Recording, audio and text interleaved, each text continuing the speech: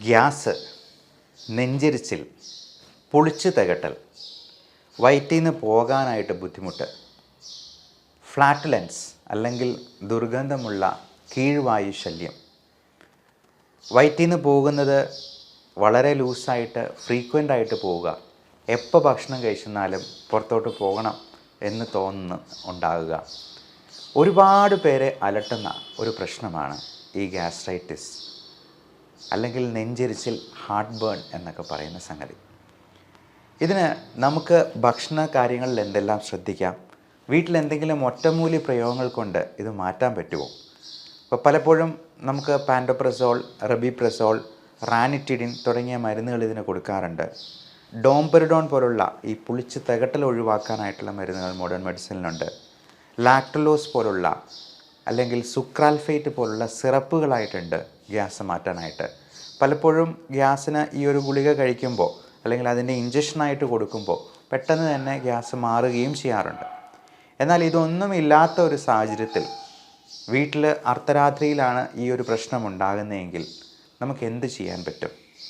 അല്ലെങ്കിൽ പെട്ടെന്ന് നെഞ്ചുവേദനയായിട്ട് വരുമ്പോൾ അത് ഗ്യാസ് വേദന കൊണ്ടാണോ, അല്ലെങ്കിൽ കാർഡിയാക് പ്രോബ്ലംസ് ആണോ, അല്ലെങ്കിൽ ശ്വാസകോശത്തിൻ്റെ പ്രശ്നമാണോ എന്നറിയാത്ത അവസ്ഥയിൽ നമുക്ക് ഗ്യാസിനുള്ള എന്തെങ്കിലും ഒരു ഹോം റെമഡി വീട്ടിൽ ചെയ്യാൻ പറ്റുമോ എന്നുള്ളതിനെക്കുറിച്ചൊക്കെയാണ് നമ്മളിന്ന് ഡിസ്കസ് ചെയ്യുന്നത്. നമസ്കാരം, ഞാൻ doctor Bibin Jose, pulmo medical centre, Pala, Kanjirappally and Sultan Bathery. ഞാൻ നേരത്തെ പറഞ്ഞതുപോലെ ഈ ഗ്യാസ്ട്രൈറ്റിസ് എന്ന് പറയുന്ന പ്രശ്നം ഏറിയ പങ്കും നമ്മുടെ ഭക്ഷണത്തിലുള്ള അപാകതകൾ നിമിത്തമാണ് വരുന്നത്. നമുക്ക് പറ്റാത്ത പല ഭക്ഷണങ്ങളും ഉള്ളിലോട്ട് ചെല്ലുമ്പോൾ അത് നമുക്ക് തന്നെ പലതിനോടും അലർജി ഉണ്ടാവാം. ഇപ്പോൾ ഗോതമ്പിനോട് അലർജി ഉള്ളവർ അത് സൈപ്പ് ഗ്ലൂട്ടൻ ഇൻടോളറൻസ് എന്ന് പറയും. പാലിനോട് അലർജി ഉള്ളവരുണ്ട്, അതിന് ലാക്ടോസ് ഇൻടോളറൻസ് എന്നൊക്കെ പറയും. ഇതെല്ലാം നമ്മുടെ വയറ്റിൽ തന്നെ പുളിച്ചത് കെട്ടി അതെല്ലാം പ്രശ്നങ്ങൾ ഉണ്ടാക്കാറുണ്ട്. അപ്പോൾ നമുക്ക് എന്താണ് പ്രശ്നങ്ങൾ ഉണ്ടാക്കുന്നത് എന്നുള്ളത് കൃത്യമായിട്ട് ഒന്ന് കണ്ടുപിടിക്കുന്നത് വളരെ നന്നായിരിക്കും. നമ്മൾ പലപ്പോഴും നമ്മുടെ ശരീരത്തിലുണ്ടാകുന്ന അലർജിയെക്കുറിച്ച് ബോധവാന്മാരാണ്. ചൊറിഞ്ഞ് തടിച്ച് വരുന്നത് നമുക്കറിയാം. എന്നാൽ ഈ ഭക്ഷണം ഉള്ളിലോട്ട് കടത്തി വിടുമ്പോൾ നമ്മുടെ ആമാശയത്തിലും നമ്മുടെ കുടലിനുള്ളിലുമൊക്കെ ഇതുപോലെ ചൊറിഞ്ഞ് തടിക്കുന്നതും ഇൻഫ്ലമേഷനും നീർക്കെട്ടും ഉണ്ടാകുന്നതും അതുപോലെ നീര് വെച്ച് വീർക്കുന്നതുമൊക്കെ നമുക്കൊരു എൻഡോസ്കോപ്പി ചെയ്യുന്നാൽ മാത്രമേ കാണാൻ പറ്റുള്ളൂ. പലപ്പോഴും അൾസറേറ്റീവ് കൊളൈറ്റിസ് പോലുള്ള അസുഖങ്ങളിലൊക്കെ അൾസേഴ്സ് ആയിട്ട് പോലും നമുക്ക് കാണാമെന്നുള്ളതാണ്. അപ്പോൾ ജീവിതത്തിൽ ഒരിക്കലെങ്കിലും ഇങ്ങനെയുള്ള പ്രശ്നങ്ങളുള്ളവർ ഒരു അലർജി സ്കിൻ പ്രിക്ക് ടെസ്റ്റ് ചെയ്യുന്നത് നന്നായിരിക്കും.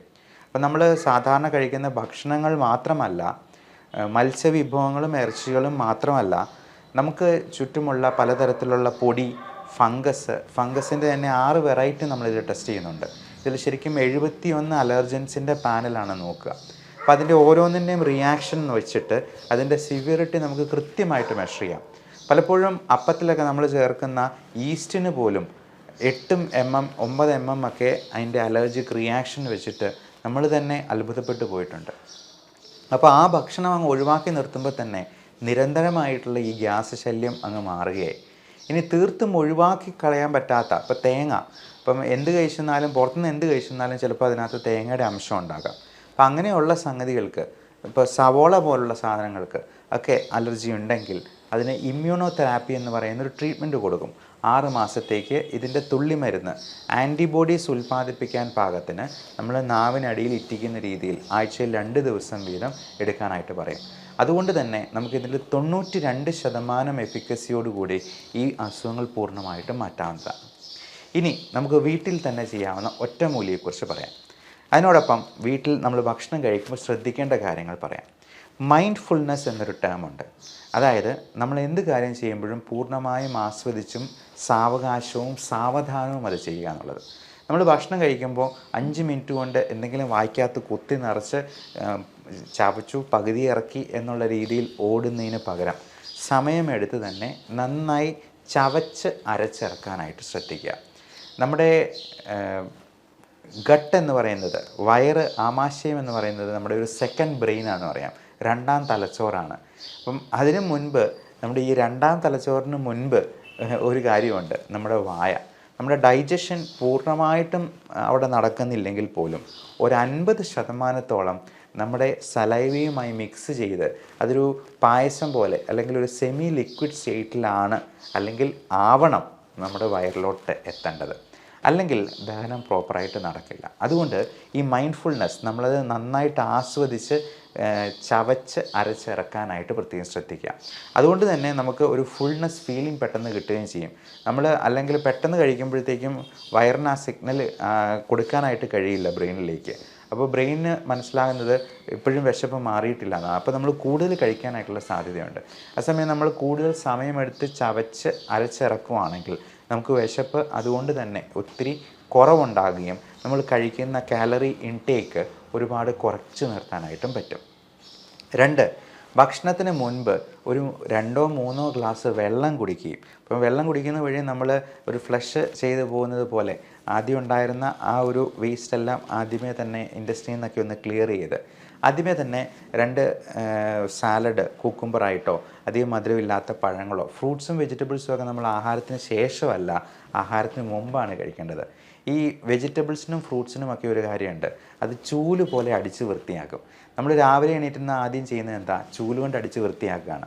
പകരം നമ്മൾ ഭക്ഷണം കഴിക്കുന്നതിന് മുൻപ് തന്നെ ഈ ചൂല് കൊണ്ടുള്ള വൃത്തിയാക്കൽ ഒന്ന് തുടങ്ങണം എന്നുള്ളതാണ്.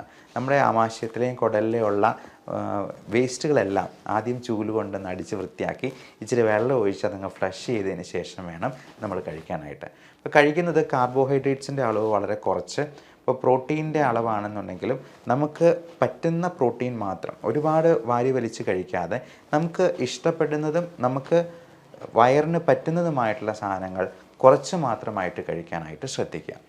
രണ്ടാമത്തെ കാര്യം, ഇതിൽ കൂടുതലായിട്ട് പ്രോബയോട്ടിക്സ് അടങ്ങിയിട്ടുള്ള ഇപ്പം തൈര്, മോരിൻ വെള്ളം തുടങ്ങിയ സാധനങ്ങൾ കഴിക്കുന്നത് നമുക്ക് ഫുൾനെസ് ഫീലിംഗ് കിട്ടാനും നമ്മുടെ വയറിലെ നല്ല ബാക്ടീരിയയുടെ എമൗണ്ട് കൂട്ടാനായിട്ടും സഹായിക്കും. ഇനി ഈ പ്രോബയോട്ടിക്സും ഡൈജഷന് സഹായിക്കുന്നതുമായിട്ടുള്ള ഒറ്റമൂലി അത് നമുക്ക് ഭക്ഷണത്തിൽ തന്നെ ഉൾപ്പെടുത്താവുന്നതേ ഉള്ളൂ. നമുക്ക് ആദ്യമേ തന്നെ ഈ ഭക്ഷണത്തിൻ്റെ കൂടെ ഇത് കഴിക്കാവുന്നതാണ്. ഇതിന് 6 കാര്യങ്ങളാണ് ഞാൻ പറയുന്നത്. 1, നമുക്ക് തുളസി ഇല അല്ലെങ്കിൽ പുതിനയില, ഇത് രണ്ടും വേണമെങ്കിൽ ചേർക്കാം. തുളസി ഇലയും പുതിനയിലയും നമുക്ക് വേണമെങ്കിൽ അത് അരിച്ചോ പൊടിച്ചോ അല്ലെങ്കിൽ ചവച്ചോ ഇറക്കാവുന്നതാണ്. അതുപോലെ മല്ലിപ്പൊടിയായിട്ട് നമുക്ക് കൂടുതലായിട്ട് കറികളിൽ ഉപയോഗിക്കാം, അല്ലെങ്കിൽ ഭക്ഷണത്തോടൊപ്പം തന്നെ സാലഡിൻ്റെ കൂടെ വേണമെങ്കിൽ വിതറിയിടാവുന്നതാണ്. അതോടൊപ്പം നമ്മൾ ഈ ഒത്തിരി സ്പൈസി ആയിട്ടുള്ള കുരുമുളക് പോലുള്ള സാധനങ്ങളും മുളകും പച്ചമുളകും അതുപോലെ കാന്താരി മുളകും ഒക്കെ കൂടുതലായിട്ട് ചേർക്കുന്നത് തീർച്ചയായിട്ടും നല്ലതല്ല. ആപ്പിൾ സിഡർ വിനെഗർ എന്ന് പറയുന്നത് നമ്മുടെ ദഹനത്തിനും ഹെൽപ്പ് ചെയ്യുന്ന ഒന്നാണ്. വെർജിൻ കോക്കനട്ട് ഓയിൽ, ഉരുക്ക് വെളിച്ചെണ്ണയും കാസ്റ്റർ ഓയിൽ എന്ന് പറയുന്ന ഈ ആവണക്കെണ്ണയും ഒക്കെ നമ്മുടെ ഡൈജഷൻ പ്രോപ്പർ ആകാനും നമ്മുടെ കോൺസ്റ്റിപ്പേഷൻ റിലീവ് ചെയ്യാനായിട്ടും ഒത്തിരി ഈ വയറ്റിൽ നിന്ന് ഒരുപാട് ഫ്രീക്വൻ്റ് ആയിട്ട് ലൂസ് മോഷനൊക്കെ ഉള്ളവർ ഈ പറയുന്ന കാസ്റ്റർ ഓയിലും വെർജിൻ കോക്കനട്ട് ഓയിലും ഒന്നും ഒരുപാട് ഉപയോഗിക്കേണ്ട ആവശ്യമില്ല. അത് ഒരു ലിമിറ്റിൽ മാത്രമേ ഉപയോഗിക്കേണ്ടതുള്ളൂ. അത് നല്ല മോയ്സ്ചറൈസറും കൂടിയാണ്. നമുക്ക് ശരീരത്തിൽ പുരട്ടാനായിട്ടും വെർജിൻ കോക്കനട്ട് ഓയിൽ നന്നായിട്ട് ഹെൽപ്പ് ചെയ്യാവുന്നതാണ്. അതേപോലെ നമുക്ക് തേൻ എന്ന് പറയുന്ന സംഗതി നമുക്ക് ഒരുപാട് ആൻറ്റി ഓക്സിഡൻറ്റ് പ്രോപ്പർട്ടീസ് ഉള്ളതാണ്. ഡയബറ്റിക് ആയിട്ടുള്ളവർ ഒത്തിരി തേൻ ഉപയോഗിക്കാൻ പാടില്ല. നമ്മൾ വളരെ കുറച്ച് മാത്രം തേൻ ഉൾപ്പെടുത്തുക. ഇപ്പം ഗ്രീൻ ടീയുടെ കൂടെ നമുക്ക് 1 സ്പൂൺ തേൻ ഉപയോഗിക്കുന്നതിൽ യാതൊരു തെറ്റുമില്ല എന്നുള്ളതാണ് പ്രത്യേകമായിട്ട് ഓർമ്മിപ്പിക്കാനുള്ളത്. അതോടൊപ്പം നമുക്ക് പൊടിച്ച് ചേർക്കാവുന്ന മറ്റ് സംഗതികൾ എന്തൊക്കെയാണെന്നുള്ളത് നോക്കാം. ജീരകം എന്ന് പറയുന്നത് ഒത്തിരി ആൻറ്റി ഓക്സിഡൻറ്റ് പ്രോപ്പർട്ടീസ് ഉള്ള സംഗതിയാണ്. അതോടൊപ്പം നമ്മുടെ ദഹനത്തിന് സഹായിക്കുന്ന ഒന്നും കൂടിയാണ്. അപ്പം ജീരകം അല്ലെങ്കിൽ കുർക്കുമിൻ സീഡ്സ് എന്ന് പറയുന്നത് നമുക്ക് പൊടിച്ച് കൂടുതലായിട്ട് ആഹാരത്തിലും കറികളിലും ഒക്കെ ഉൾപ്പെടുത്താവുന്നതാണ്. ഇനി ഇത് കറികളിൽ ഉൾപ്പെടുത്താൻ പറ്റിയില്ലെങ്കിൽ പോലും ഇതെല്ലാം പൊടിച്ച് നമുക്ക് ആദ്യം ഒരു സാലഡായിട്ട് കഴിക്കുന്നത് തീർച്ചയായിട്ടും നമ്മുടെ ഈ ദഹനത്തിന് സഹായിക്കുന്ന ഒന്നാണ്. അതുപോലെ ഇഞ്ചി നീര്, ഇഞ്ചി പൊടിച്ചത് അല്ലെങ്കിൽ ഇഞ്ചി നമുക്ക് നാരങ്ങാ വെള്ളമായിട്ട് കുടിക്കുന്നത് ഒക്കെ തീർച്ചയായിട്ടും ദഹനത്തിന് വളരെയധികം സഹായിക്കുന്നതാണ്.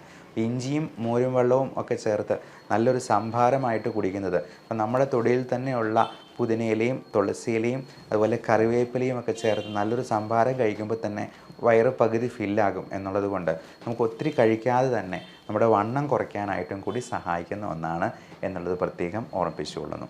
അപ്പോൾ നമുക്ക് ചെയ്യാവുന്ന ഒരു ഒറ്റമൂലി ഇതാണ്.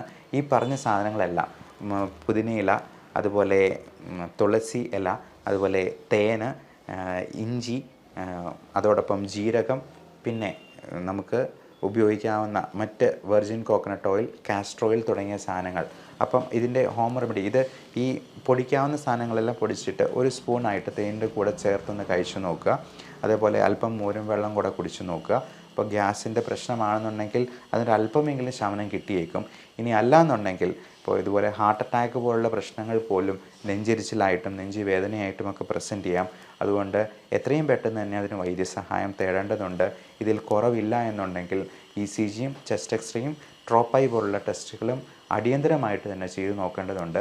അത് ഒരുപാട് വെയിറ്റ് ചെയ്യുന്നാൽ ചിലപ്പം ജീവൻ പോലും അപഹരിക്കപ്പെട്ടു പോകാവുന്ന ഒരവസ്ഥയിലേക്ക് പോയേക്കാം എന്നുള്ളത് ഓർമ്മിപ്പിച്ചുകൊണ്ട് നിർത്തുന്നു. Love and regards, doctor Bipin Jose, pulmo medical centre, Pala, Kanjirappally and Sultan Bathery.